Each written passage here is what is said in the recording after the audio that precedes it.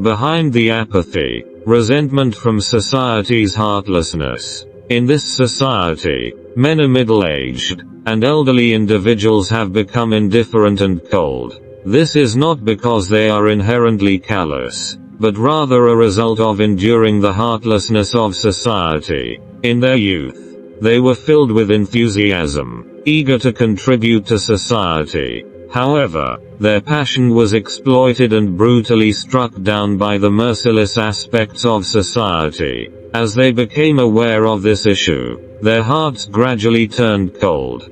Can we blame them? These individuals have experienced the relentless cruelty of society, where their initial zeal was stripped away, leaving behind only resentment. They have become indifferent not by nature, but as a defense mechanism developed through the struggles. Over time, they learned to use apathy as a means of self-protection, preventing further harm. It's a thought-provoking phenomenon. When society's apathy negatively impacts individuals, these indifferent middle-aged and elderly individuals are, in fact, the casualties of society's heartlessness. Perhaps, it's time to fundamentally reflect on the societal apathy, and strive to create a warmer, more understanding, and caring environment.